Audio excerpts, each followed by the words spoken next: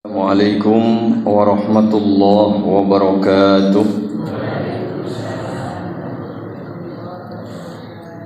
Innal hamdalillah nahmaduhu wa nasta'inuhu wa nastaghfiruh wa na'udzu billahi min shururi anfusina wa sayyiati a'malina. Man yahdihillahu fala mudilla lahu wa man yudlil fala hadiya lahu.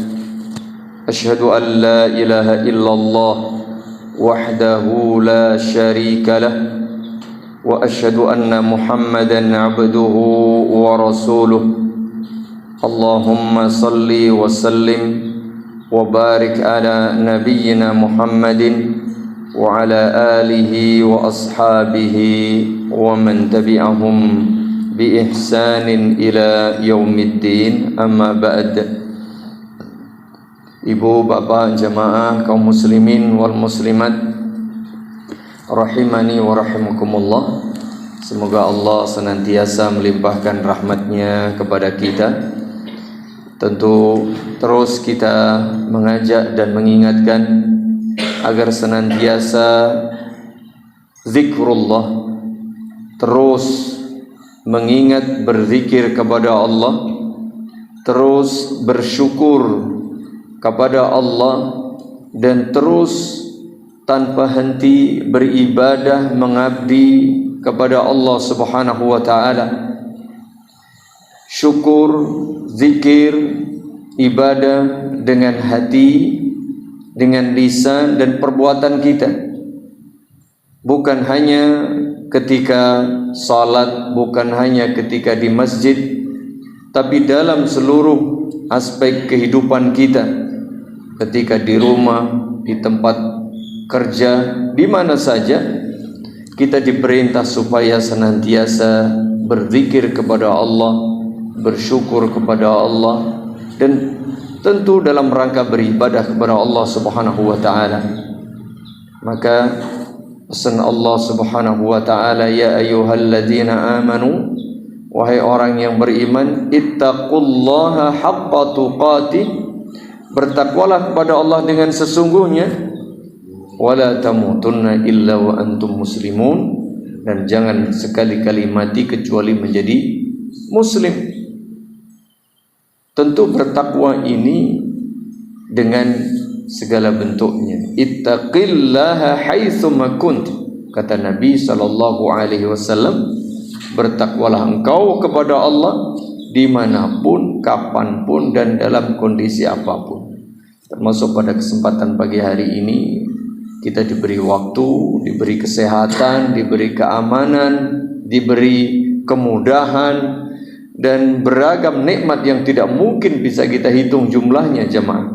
Maka tugas kita, mari terus berzikir, terus bersyukur, dan terus istiqomah dalam beribadah kepada Allah. Termasuk alhamdulillah kita bisa melaksanakan sholat subuh, bisa berzikir, dan kita lanjut sejenak untuk saling menasihati, mendengar sebagian bimbingan Islam dalam rangka berzikir, bersyukur, dan beribadah kepada Allah dalam bentuk bermajelis ilmu. InsyaAllah ta'ala kita bacakan dari buku Riyadhis Shalihin. Semoga menjadi tambahan kebaikan dan bekal kita untuk kelak menghadap Allah Subhanahu wa ta'ala. Semoga menjadi amal kebaikan yang membawa manfaat bagi kita di dunia dan tentu kelak pada hari kiamat. Allahumma amin. Berikutnya tentu tidak lupa kita berdoa kepada Allah. Semoga Allah senantiasa melimpahkan salawat dan salamnya kepada Nabi kita yang mulia, Nabi Muhammad sallallahu alaihi wa alihi wasallam, para istri, keluarga, sahabat, dan tentu untuk semua umat Islam yang masih setia memegang teguh, memeluk agama ini dengan baik sampai kelak hari kiamat tiba. Amin ya rabbal alamin. Ibu, bapak, jamaah, dan kaum muslimin wal muslimat rahimani wa rahimakumullah. Tidak terasa waktu berjalan begitu, ya, dibilang cepat juga tidak cepat ya, sejak dulu begini ya. Cuman rasanya kok tahu-tahu ini sudah Dzulqa'dah hampir pertengahan. Ramadan sudah lewat, Syawal sudah lewat, Ini sudah hampir pertengahan Zulqa'dah. Tentu di sisi lain kita bersyukur kepada Allah Subhanahu wa taala diberi bulan mulia, Ibu Bapak.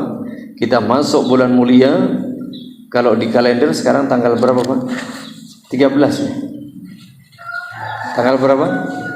13. Ini tanggal 13 Zulqa'dah. Ya, barangkali yang biasa puasa tengah bulan, ini puasanya Ayyamul Bid 13, besok 14, 15. Ya. Jadi kita sudah hampir pertengahan Zulqa'dah. Kita perlu ingatkan kembali, Zulqa'dah salah satu bulan mulia bersama Dzulhijjah, Muharram dan Rajab. 3 bulan berturut-turut itu, Zulqa'dah, Dzulhijjah dan Muharram. Tentu ketika kita ingat bulan Zulqa'dah, ada satu momen yang pasti kita ketahui bersama, bahwa bulan Zulqa'dah salah satu bulan haji. Sebagian saudara kita ini sudah berangkat, dan tentu ini merupakan sebuah kenikmatan bagi saudara-saudara kita yang diberi izin oleh Allah, diberi karunia oleh Allah untuk berangkat menunaikan ibadah haji.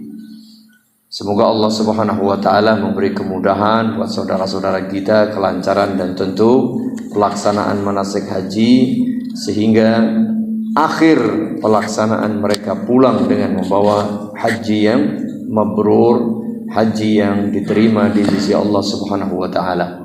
Begitu pula buat kita, semoga pula diberi kemudahan untuk melaksanakan ibadah haji pada waktu-waktu dan tahun-tahun berikutnya. Amin ya rabbal alamin.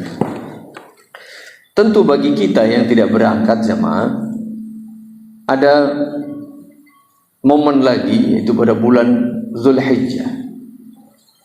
Ada ibadah khusus pada bulan Dzulhijjah yang barangkali sudah mulai dipersiapkan sejak sekarang, yaitu ibadah Idul Adha. Bukan sekedar salat Idul Adha, bukan sekedar sembelih korban. Biasanya yang mulai sibuk adalah persiapan sembelih korban. Namun ada pula ibadah-ibadah lain jemaah, bahwa 10 hari pertama Dzulhijjah disebutkan sebagai hari-hari terbaik untuk beramal saleh. Maka persiapkan diri kita bukan hanya untuk salat Idul Adha, bukan hanya sekedar berkorban, tapi ada amal-amal ibadah lain yang bisa kita maksimalkan.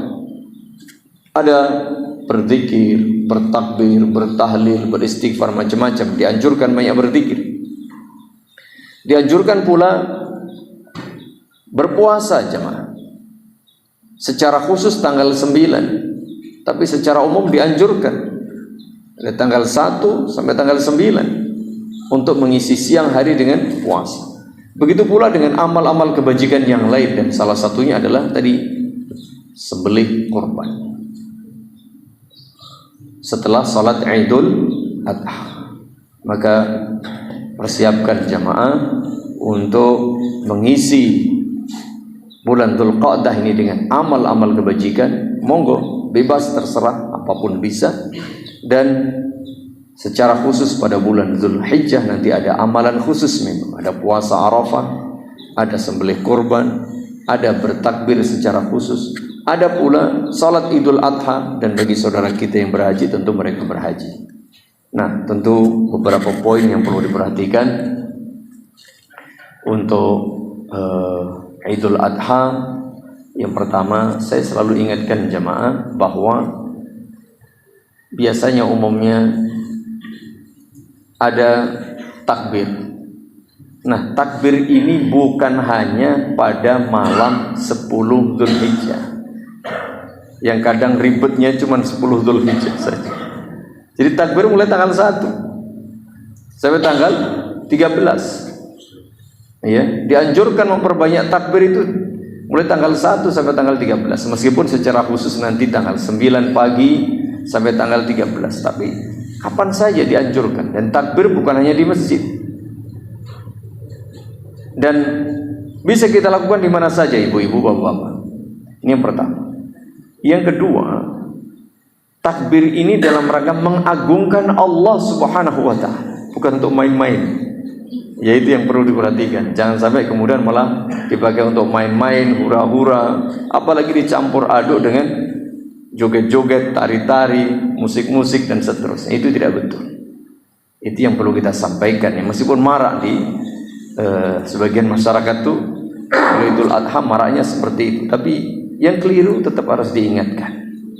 Takbir dalam rangka memuliakan, mengagungkan Allah, membesarkan Allah Subhanahu wa taala, jangan dicampur aduk dengan hal-hal yang tidak betul. Berikutnya tentang ibadah kurban. Barangkali di sebagian tempat itu kadang belum banyak. Di sini Masya Allah saya tidak ada info sudah banyak ya. Di sebagian tempat itu satu sapi aja belum cukup jemaah ya. Tapi Masya Allah Alhamdulillah. Dan berbuat baik berkaitan dengan Idul Kurban ini, boleh kita berkorban atas nama orang tua kita yang sudah meninggal dunia. Jadi misalnya penjenengan punya kelebihan harta, kemudian ingin sembelih kurban buat orang tua yang sudah wafat, maka itu diperbolehkan. Menurut banyak ulama diperbolehkan. Tentu jika kita juga berkorban untuk diri kita sendiri, kemudian kita juga punya harta untuk diatasnamakan orang tua kita, dan itu bagian dari sedekah yang bisa bermanfaat bagi orang tua yang sudah wafat. Boleh seperti itu.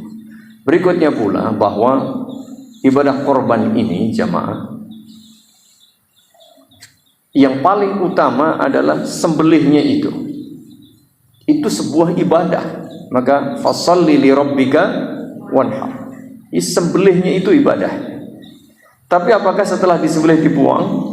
Tidak. Dimanfaatkan. Nah, dimanfaatkan dagingnya itu urusan lain lagi, itu sedekah lagi. Sembelihnya itu ibadah khusus. Dan ini lebih baik daripada kita infakkan dalam bentuk duit, kita belikan dalam bentuk sembako misalnya. Itu lebih utama, jauh lebih besar pahalanya sembelihnya itu. Tetapi bukan berarti kemudian dibuang ininya, tidak. Bahkan tidak boleh disia-siakan. Ini mohon bahwa seluruh bahagian dari hewan korban usahakan bermanfaat. Jangan sampai ada yang terbuang. Itu yang perlu diperhatikan. Dan tentu sedekah dengan daging korban ini tentu juga lebih utama jemaah. Maka dianjurkan bagi sahibul korban untuk memakan atau mengonsumsi, mencicipi lah begitu. Dianjurkan Pak. Kemudian diberikan kepada fakir miskin. Tolong jangan lupa. Kemudian barulah dihadiahkan kepada sesama. Sehingga boleh dihadiahkan kepada teman-teman, kerabat jamaah, tetangga kita meskipun mereka kaya. Termasuk diberikan kepada saudara kita yang non muslim, boleh. Tidak ada masalah. Tapi yang paling utama diberikan kepada fakir miskin, itu yang paling utama. Dan dianjurkan pula diutamakan yang dekat dengan kita, jamaah kita, ya lingkungan kita, itu diutamakan. Demikian. Jadi Idul Kurban ini di samping kita beribadah hablum minallah dengan bertakbir, dengan puasa, dengan salat, maka kita juga dianjurkan beribadah untuk memberi manfaat kepada sesama. Begitu sekedar mengingatkan jamaah berkaitan dengan Idul Kurban. Baik, pagi hari ini kita baca pada bab ke-34 dari buku Riyadhus Shalihin, bab yang secara khusus ini ditujukan kepada kaum lelaki, yaitu babu al-wasiyyati bin nisa, bab supaya membimbing kaum wanita dengan baik. Secara umum atau buat kita semuanya, tetapi secara khusus tentu bagi kaum lelaki, dan lebih khusus lagi ya kepada suami, kepada orang tua, kepada ayah, agar betul-betul memberikan perhatian kepada kaum wanita, kepada istri, kepada anak perempuannya, begitu. Allah Subhanahu wa taala berfirman di dalam surah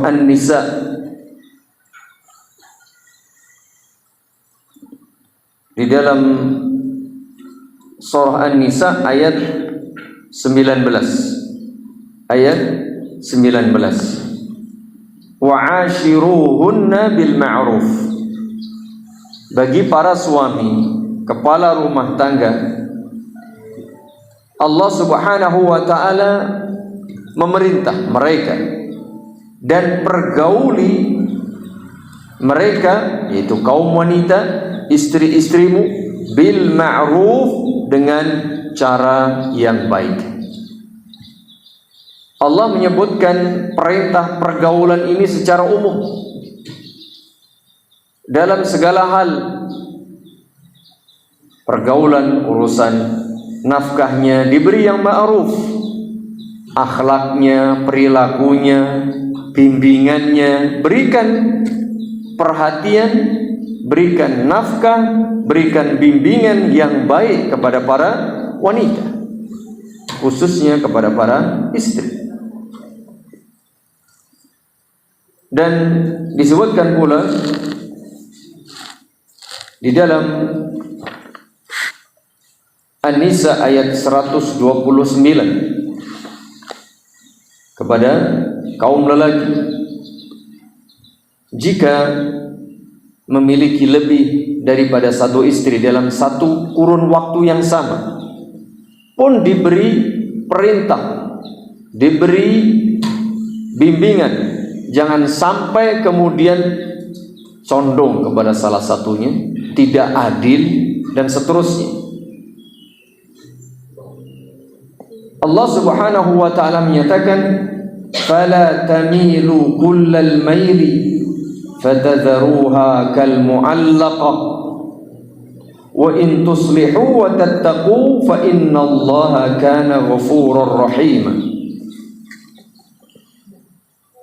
Dan janganlah kalian lebih cenderung kepada salah satu di antara istri-istrimu sehingga kau biarkan yang lain itu terlantar. Dan jika kamu mengadakan islah, perdamaian dan perbaikan serta memelihara diri dengan kebaikan, sungguh Allah Maha Pengampun lagi Maha Penyayang. Itu perintah Allah Subhanahu wa taala secara umum bagi kaum lelaki, khususnya para suami, supaya betul-betul memberikan perhatian yang baik kepada para istri. Lalu disebutkan beberapa hadis dari Nabi sallallahu alaihi wasallam. Yang pertama, an Abi Hurairah radhiyallahu anhu qala qala Rasulullah sallallahu alaihi wasallam istausu bin nisa'i khairan. Wahai para suami, berilah nasihat dengan baik kepada para istri. Berarti ini kewajiban kepada setiap suami. Menjadi seorang suami tidak sekedar menikah, tetapi memikul beban dan tanggung jawab serta amanah yang berat. Dahulu calon mertua itu sudah menyerahkan. Ketika siap menerima dengan qabiltu, maka tanggung jawab itu berpindah dari orang tua atau mertua menjadi kepada menantu, dan itulah suami. Maka jamaah yang mudah-mudahan dirahmati Allah Subhanahu wa taala, sebenarnya menikah itu satu ibadah, peralihan tanggung jawab dan amanah yang berat, sehingga tidak main-main jemaah. Nabi SAW pun memberikan bimbingan kepada kaum lelaki, istausu bin nisa'i khair. Berilah wasiat, berilah bimbingan kepada kaum wanita ini dengan baik. Kalau kita lihat sebagian lelaki ini tidak memberikan perhatian dengan baik kepada istrinya. Mungkin sekedar harta, mungkin banyak yang mencukupi. Tapi bimbingan di sini bukan sekedar, atau kewajiban di sini bukan sekedar memberi nafkah harta, materi, bukan. Tapi lebih daripada itu adalah membimbing kaum wanita menjadi pribadi-pribadi yang salihah, yang beriman, bertakwa.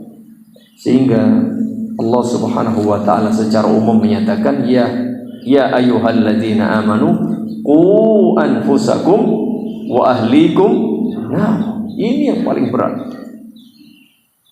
Wahai orang beriman, jaga dirimu sendiri dan jaga keluargamu. Tentu keluarga yang pertama adalah istri, belum lagi nanti anak dan seterusnya. Jaga dirimu dan keluargamu dari siksa api neraka. Jadi bukan sekedar jaga dirimu, jaga keluargamu dari kelaparan, bukan, dari kemiskinan, bukan, tapi dari api neraka. Ini yang penting. Atau jangan-jangan sekedar mereka diberi harta yang banyak, tapi justru menjerumuskan mereka ke dalam api neraka. Hartanya yang dikasih kepada keluarganya barang-barang haram, dari hasil yang haram, berbahaya jemaah. Maka ini penting, kata Nabi, istausu bin nisa'i khair. Ini secara umum demikian. Mengapa Nabi secara khusus memberikan perintah kepada kaum lelaki supaya membimbing kaum wanita dengan baik? Jadi ini bimbingan yang baik kepada kaum wanita. Mengapa? Fa innal mar'ata khuliqat min dhila'. Karena wanita itu diciptakan dari tulang rusuk. Wa inna a'waja ma fid dhila' a'laha. Sedangkan tulang rusuk yang paling bengkok itu yang paling atas. Ini perumpamaan perempuan seperti itu. Fa in zahabta tuqimuhu kasarta.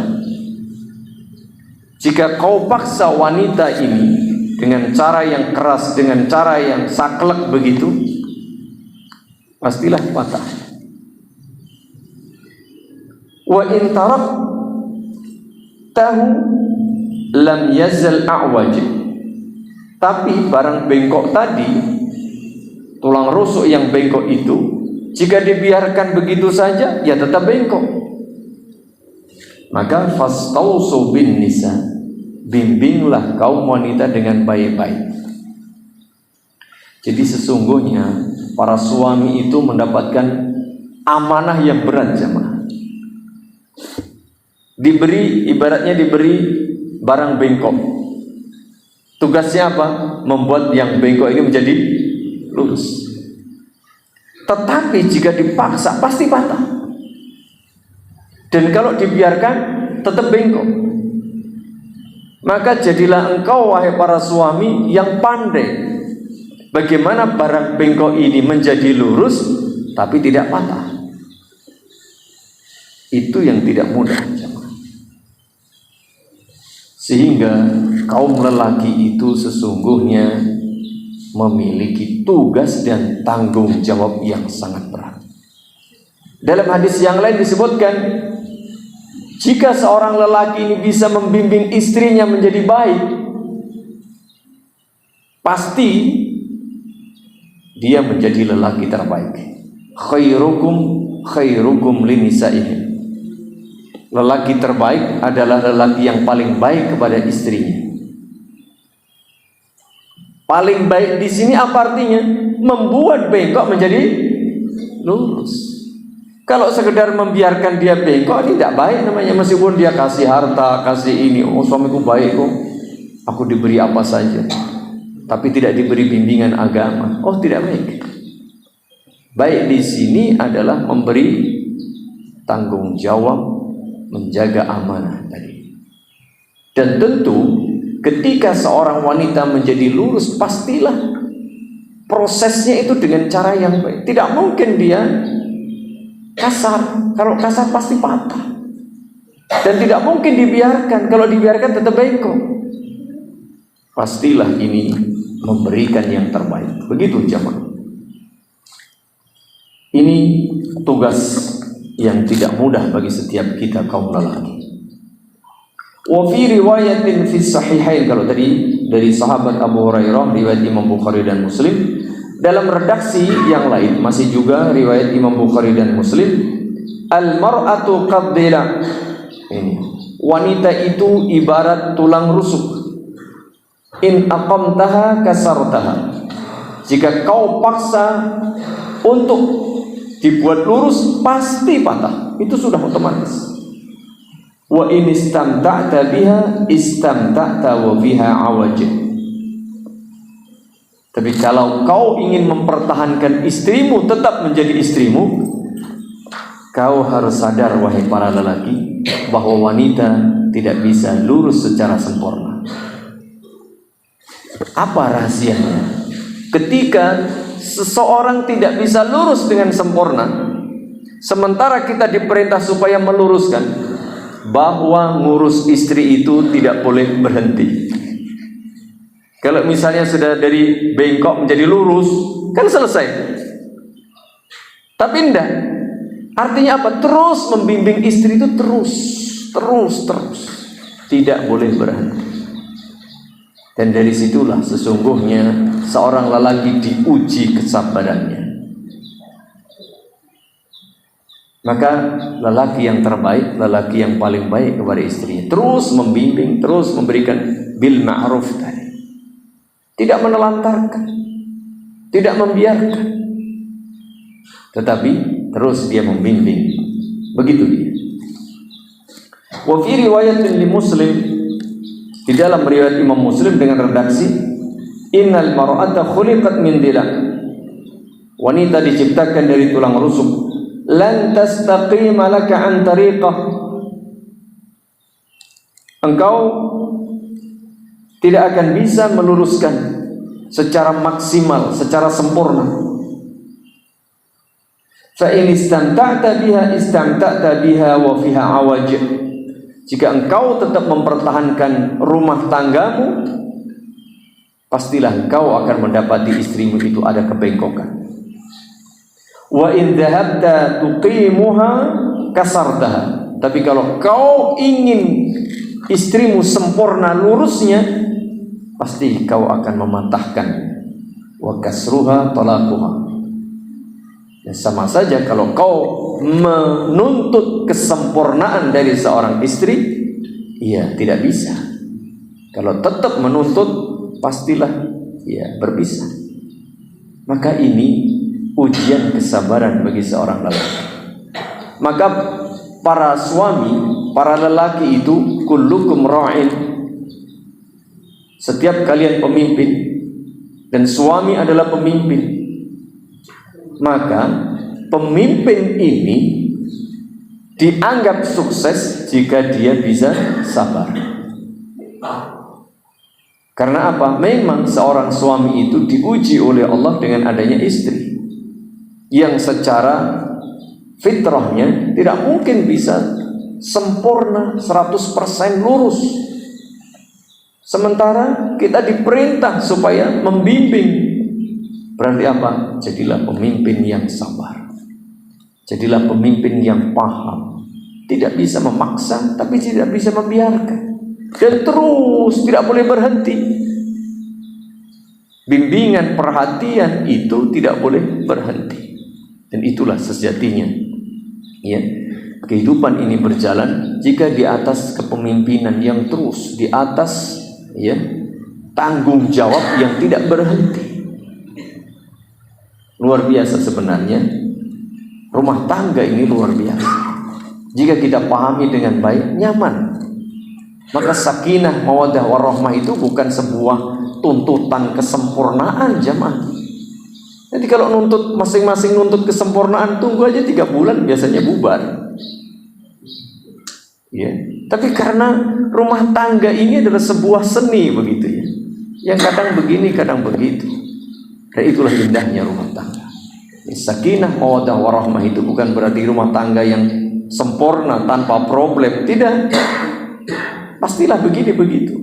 Tapi seorang lelaki dituntut tanggung jawab, dituntut amanah. Untuk apa? Untuk membawa istri menjadi lebih baik. bukan menuntut istri menjadi lurus sempurna, tidak. Membimbing mereka menjadi orang-orang hebat. Ketika seorang suami bisa mempertahankan rumah tangganya dengan konsep seperti ini, itulah kata Nabi, khairukum khairukum linisa'i. Lelaki terbaik yang paling baik kepada istrinya. Itu yang bisa membawa istrinya menjadi hebat, menjadi salehah. Dan itu butuh sebuah kesabaran yang ekstra dan keistiqomahan. Yang sulit di situ sabar, istiqomah. Karena di sini terus bahwa sehebat apapun usaha seorang lelaki, maka kata Nabi, fa in istamta'ta biha istamta'ta wa fiha awaj.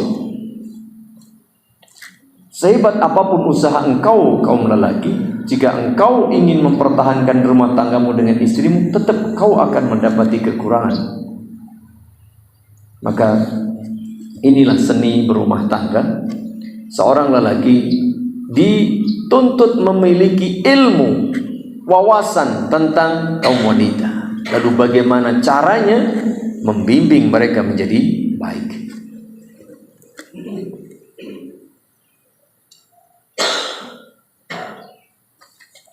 Kemudian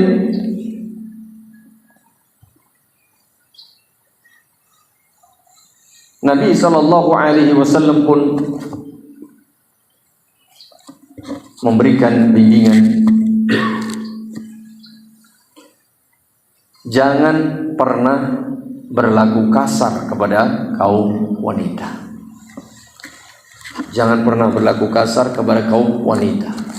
Ini yang kadang masih kita dengar beritanya jemaah, atau bahkan mungkin banyak ya, kasus KDRT. Padahal Islam tadi, jika setiap muslim betul-betul memahami agamanya dengan baik, salah satunya berkait dengan rumah tangga, secara lebih spesifik bagaimana dia mempergauli istrinya, pastilah kehidupan ini akan bahagia, sakinah, mawaddah dan rahmah itu akan nyata. Tetapi betapa prihatinnya kadang kita baca kasus KDRT itu masih banyak. Karena apa? Barangkali salah satunya adalah setiap atau seorang suami tidak memiliki pengetahuan tentang kewajiban apa yang harus dia lakukan sebagai seorang suami. Tidak tahu pula bahwa perempuan itu karakternya begini begitu. Sehingga dia menuntut kesempurnaan, dia memaksa begini begitu. Padahal tadi sehebat-hebatnya wanita, kata Nabi, tetap ada kekurangan. Fihi iwaj atau fiha awaj.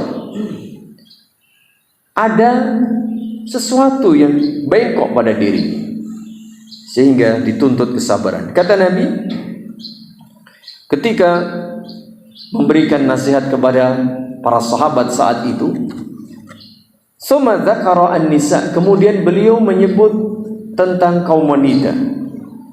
Fa wa'adha fihinna, kemudian memberikan nasihat kepada kaum lelaki tentang wanita.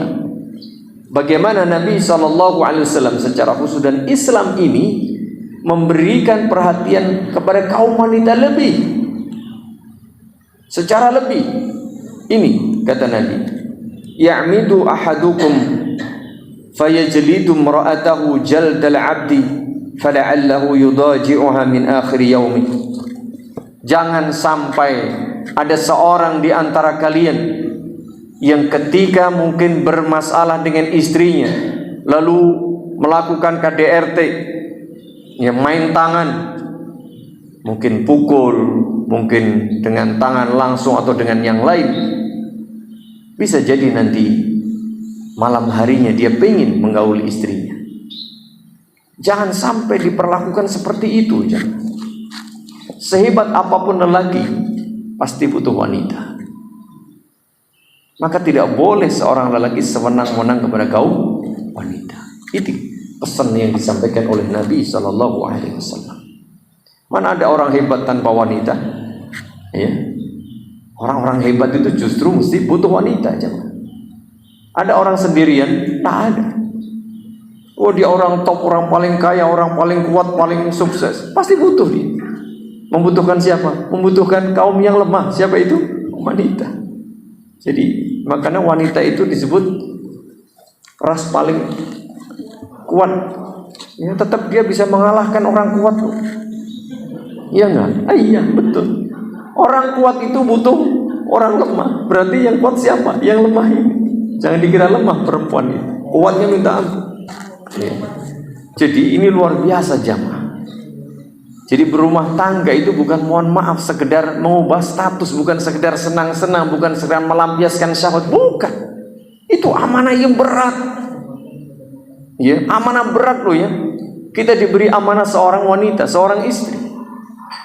Maka besok ditanya oleh Allah Subhanahu wa taala. Sudahkah kita tadi wastausu bin nisa'i khairan? Sudahkah kita memperlakukan istri dengan baik, membimbing mereka dengan baik? Qu anfusakum wa ahlikum nara wa ashiruhunna bil ma'ruf. Banyak dalil, banyak ayat, banyak hadis yang memerintah kepada para suami supaya berbuat baik kepada istrinya. Dan ingat, perbuatan baik ini bukan sekedar urusan materi.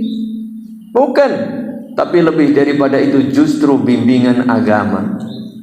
Agar rumah tangga itu menjadi rumah tangga yang betul-betul diisi oleh pribadi-pribadi yang beriman, bertakwa, saleh dan salehah. Dan itu butuh upaya tadi, kesabaran ekstra.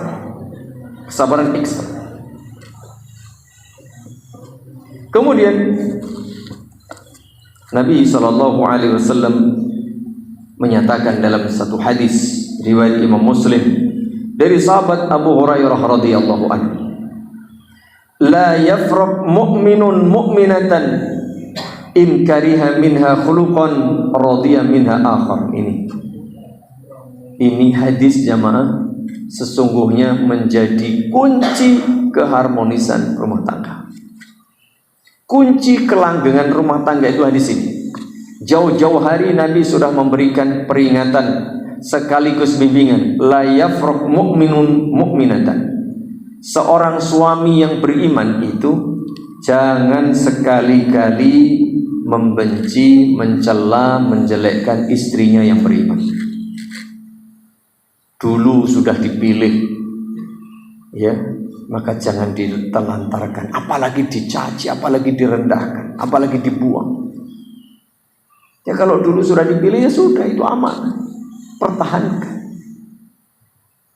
In kariha minha khuluqan radiya minha akhar. Jika dia mendapati satu hal yang kurang, cacat, aib, keburukan, pasti dia akan mendapati bagian lain yang baik, kelebihan yang lain. Apa jamaah? Bahwa manusia tidak ada yang sempurna. Dulu bagus sih, fotonya wahyu, bareng ketemu kok jadi ya sudah, salah sendiri. Ya, dulu kan sudah diperintah supaya istikharah, supaya musyawarah, supaya dilihat, ya kan? Jadi seperti ini jamaah. Tidak ada yang sempurna. Secantik apapun, sesolehah apapun, sebaik apapun pasti punya kekurangan. Nah, kekurangan itu jangan kemudian dibenci, dicaci, ditutup dengan kelebihan yang lain. Karena itulah hidup. Itulah hakikat hidup. Tidak ada yang sempurna di dunia ini. Kalau pengen sempurna nanti di surga, itu baru sempurna. Nah, kesempurnaan di surga itu kita raih dengan apa? Dengan kesabaran dan kesyukuran saat kita mendapati kebaikan dan ujian ketika di dunia. Maka seorang lelaki yang sabar mendidik istrinya itu pahalanya luar biasa jemaah. Besar, banyak dan tinggi nilainya. Ini bimbingan Islam supaya rumah tangga tetap harmonis. Pastilah sehebat apapun suami juga punya kelemahan. Sehebat apapun istri punya kekurangan, itu pasti sudah. Orang ngertinya, itu Masya Allah orangnya begini. Itu kan tampak dari kita, dari luar. Di dalamnya nggak ngerti kayak apa. Ya, yang ngelakon itu, Masya Allah jenengan itu Pak, rumah tangganya ya. Menurut kami ini sakinah, tentrem, ayem, rono, macam-macam. Rono popo ini di rumah sudah ini seperti perang Pakistan sama India ini. biasa. Rumah tangga Nabi Sallallahu Alaihi Wasallam itu rumah tangga paling sakinah, mawaddah dan rahmah. Rumah tangga paling sempurna, tapi sempurnanya juga ada ribut. Coba lihat hadis, lihat sejarah rumah tangga Nabi. Ribut jamaah, jangan dikira nggak ribut. Apalagi memang urusi wanita. Urusannya karo wadon ini sini ribut wae. Tapi dunia kalau nggak ada perempuan ya ora rame. Wanita itu menarik. Jamaah, betul, makhluk yang unik ya. Tapi kalau dunia nggak ada wanita ya wong lanang mboten iso napa-napa jamaah, betul itu. Dan itu ujian. Maka ujian umat ini salah satunya apa? Perempuan. Bukan berarti ujian itu selalu ujiannya menggoda, itu iya. Tapi salah satunya ujian istri ini loh, penjenengan kita ini bisa nggak diuji dengan wanita supaya kita menjadi lelaki yang hebat tadi. Dikasih istri bimbingan menjadi baik, ujian itu jemaah. Kalau sekedar ngasih makan, oh gampang, dicol dewe iso mangan dewe kok. Betul jemaah. Sekarang ini perempuan banyak punya karir, punya bahkan penghasilan jauh lebih banyak daripada suaminya, buahnya itu soge-soge wis. Tapi bukan itu hakikat menikah itu. Membimbing tadi. Nah itu yang tidak mudah. Jadi ujian itu bukan sekedar wah saya ujiannya, masya Allah. Ujian orang mengajak maksiat itu sudah umum. Tapi ujian ini loh, bahwa wanita adalah ujian supaya apa? Supaya kita bisa membimbing menjadi baik. Kalau dia sudah baik, dia dulunya waktu masih gadis terkenal solihah, ketika menikah pertahankan solihahnya. Jangan sampai biarnya dari pesantren begitu jadi sekarang menikah kok malah dadingin. Lah ini dia. Jadi penting jadi bahwa wanita adalah ujian. Itu ujian bagi kaum lelaki. Bisa enggak penjenengan yang misalnya dulunya tidak baik menjadi baik, yang dulunya baik tetap menjadi baik, atau bahkan menjadi lebih baik. Itu dia. Belum lagi godaan-godaan di luar jemaah, masya Allah, luar biasa. Ya, dan itu nyata, itu nyata. Ya, siapapun tidak bisa memungkiri itu luar biasa ujian. Maka tadi lelaki terbaik yang bisa bersabar, bisa bersyukur. Coba kalau penjenengan coba renungkan, iya. Kadang-kadang istri sudah diberi si kurang, udah ngene, wes cerewet macam-macam, ya kan? Ya kan? Dikasih ini jaluk yang itu, kasih itu jaluk yang lain. Begitulah kehidupan perempuan. Tetapi coba aneh direnung-renungkan kalau kemudian para bapak ini kemudian sidik-sidik marah, sidik-sidik mutung, ya kan? Malah ribut sendiri, betul. Coba direnungkan. Iya, Nabi SAW jika istri-istri beliau ada yang marah, beliau senyum saja. Iya, senyum saja jemaah. Karena begitulah memang. Kalau kemudian dituruti, diladeni, sudah nggak berhenti itu. Betul itu. Jadi strategi kaum lelaki adalah diam, sabar. Ya nantilah balik diri. Itu bukan. Begitu iya. Perempuan wis ngono kuwi. Ana ngene stok nih. Apa meneh tinggal metu terus nang kamar dikai sak kepon, wis beres kok. Wis itu menang mesti. Jadi betul. Jadi memang perempuan kayak gitu, Pak. Yang jenengan lebih paham lah, sudah lebih banyak itu makan garamnya. Wis ngoten niku. Islam luar biasa. Sehingga jangan kemudian kita ini ngeladeni. Biarkan saja, memang begitulah kehidupan mereka. Ya, kaum wanita, dan itu unik dan itu asik. Ya, kalau kita nikmati seperti itu. Lelaki diminta membimbing mereka. Maka masya Allah ibu-ibu, bapak-bapak, rumah tangga Nabi SAW penuh dengan ya seperti itulah. Apalagi istri beliau kan tidak hanya satu, bahkan beliau diberi kekhususan banyak. Kalau orang biasa maksimal 4, beliau lebih. Dan itu masya Allah, jangan dikira tenang-tenang saja. Itu horor terus itu setiap hari. Ya, betul loh ini. Tapi Nabi itulah memberikan teladan. Begini loh cara mendidik kaum wanita. Ya. Masya Allah jemaah. Jadi la yafraq mu'minun mu'minatan. Jangan membenci, jangan mencela, apalagi menjelekkan, apalagi ngunek-ngunek ke wong wadon. Itu lucu jemaah. Bareng ngunek-ngunek ke bengine njaluk. Gitu, lucu apa lucu nih? Iya. Jadi piye-piye wae, apapun kondisinya, lelaki tidak akan pernah bisa jauh dari perempuan. Maka hargailah, hormatilah kaum wanita itu, muliakan mereka seperti ini. Itu pesan dari agama Islam, pesan Nabi Shallallahu Alaihi Wasallam. Begitu pula, ini dia, secara khusus Nabi Shallallahu Alaihi Wasallam pun memberikan bimbingan ketika bergaul dengan kaum wanita, berkait dengan hak mereka.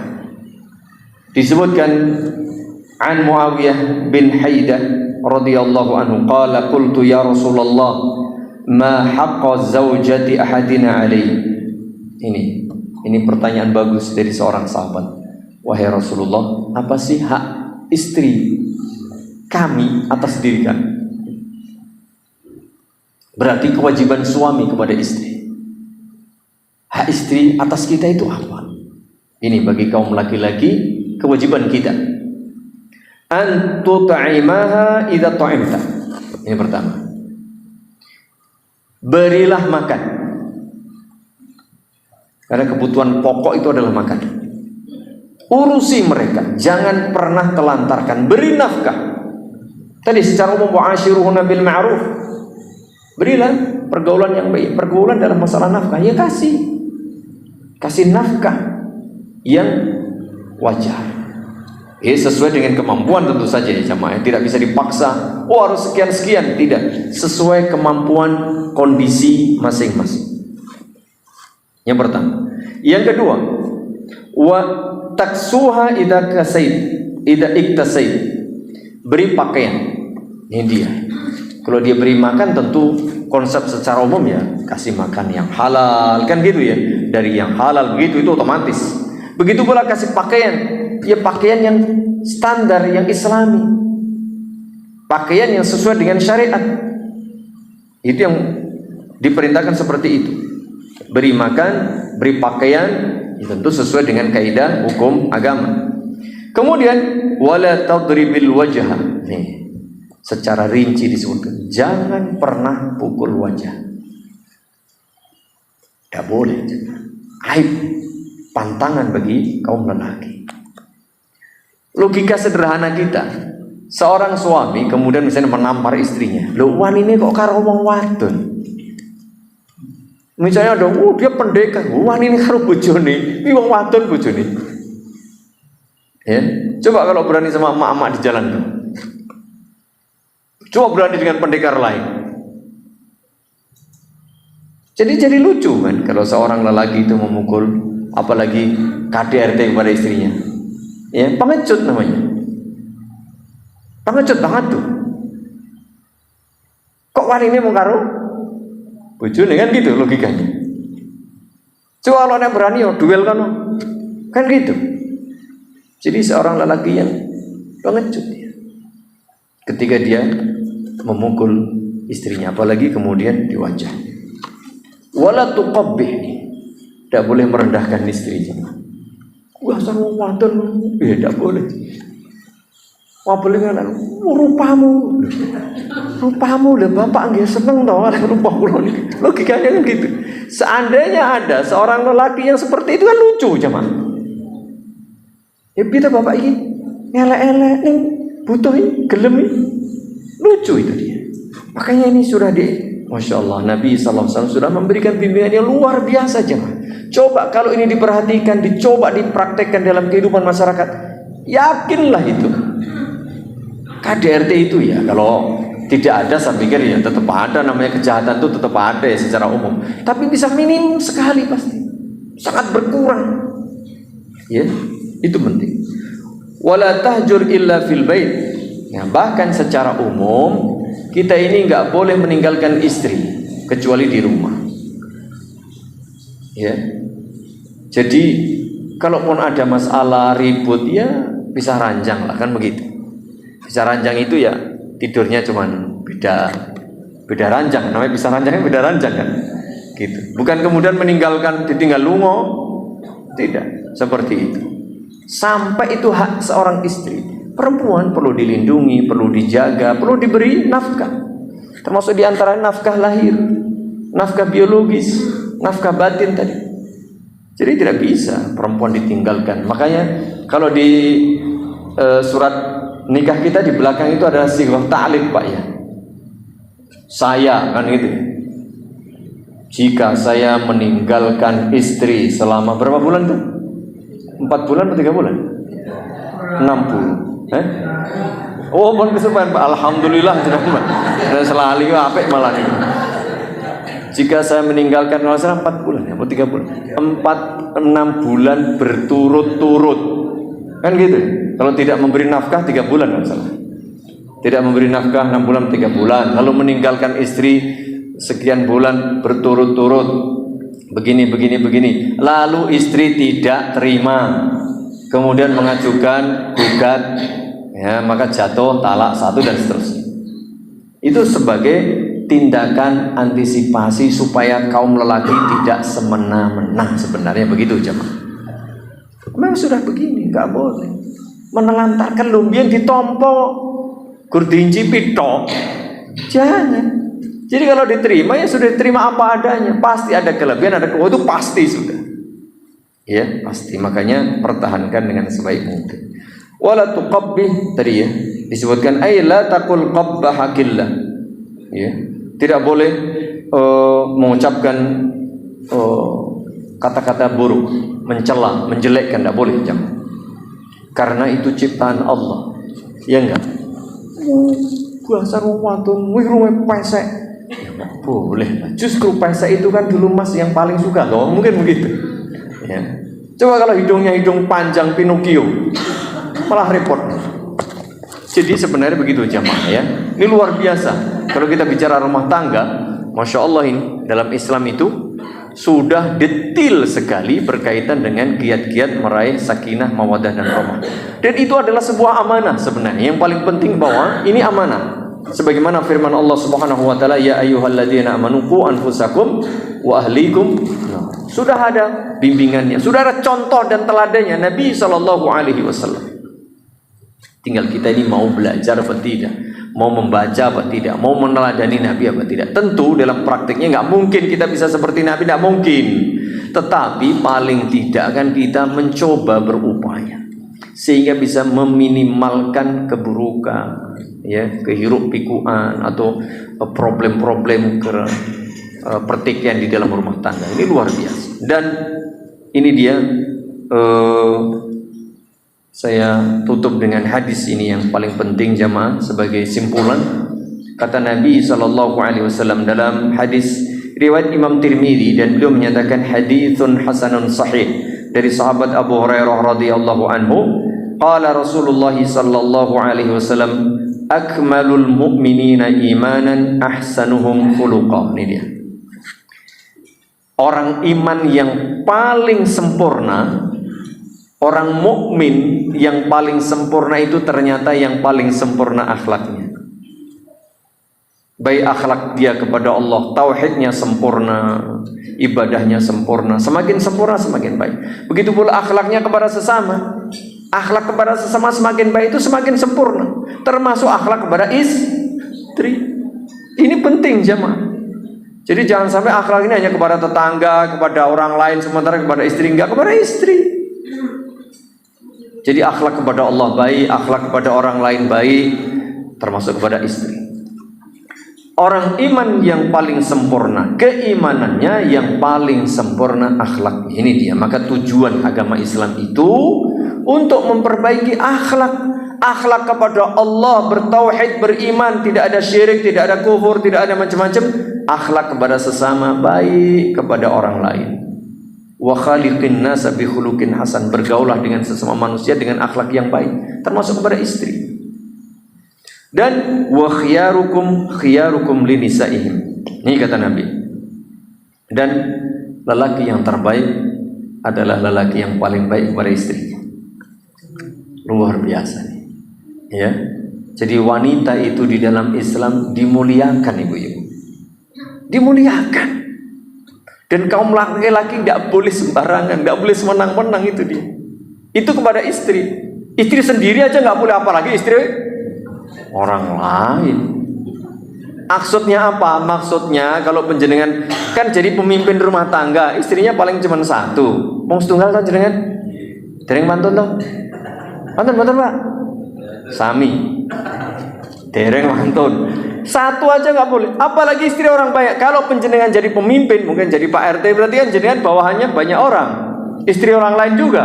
Jangan semena-mena sama kaum wanita, kan begitu? Kalau penjenengan mungkin jadi pemimpin lebih tinggi lagi, ya jangan telantarkan kaum wanita. Mereka itu istri orang. Jangan dizalimi. Istri sendiri aja nggak boleh dizalimi, kan begitu secara umum. Jadi luar biasa jamaah, bimbingan Islam ini jika diterapkan mulai dari yang paling kecil, suami kepada istrinya, dengan bimbingan Islam, setiap keluarga berupaya berjalan di atas bimbingan Islam, alangkah indahnya. Di RT kita masyarakat, kemudian mungkin di RW, di desa dan seterusnya, sampai nanti tatanan kehidupan bermasyarakat, berbangsa, bernegara ini akan menjadi lebih baik dan pasti akan baik jika dimulai dari pribadi tadi, kemudian keluarga, suami istri, alangkah indahnya. Pastilah kejahatan itu berkurang. Karena suami dituntut wa'ashiruhunna bil ma'ruf, dituntut memberi pergaulan, memberi nafkah yang baik, yang halal, berarti dia akan bekerja yang halal kan? Mencari penghidupan yang thayyib, yang halal. Memberikannya juga baik. Kan begitu, otomatis nanti akan berpengaruh pada bidang-bidang yang lain. Dari mana? Dari keluarga yang beriman, dari keluarga yang saleh dan salehah tadi, bimbingan Islam. Luar biasa sebenarnya jamaah. Itulah jika kita berupaya untuk menjaga akhlak kepada Allah, akhlak kepada sesama, dan salah satunya adalah akhlak suami istri tadi. Dan itu hendaknya dimulai dari suami sebagai pemimpin yang memberikan teladan dan bimbingan. Jangan menuntut kamu bawaan harus begini begitu. Ya tidak, contoh dulu pemimpin. Jadi kalau bawaan pengen baik, pemimpinnya kasih contoh jemaah. Kan begitu.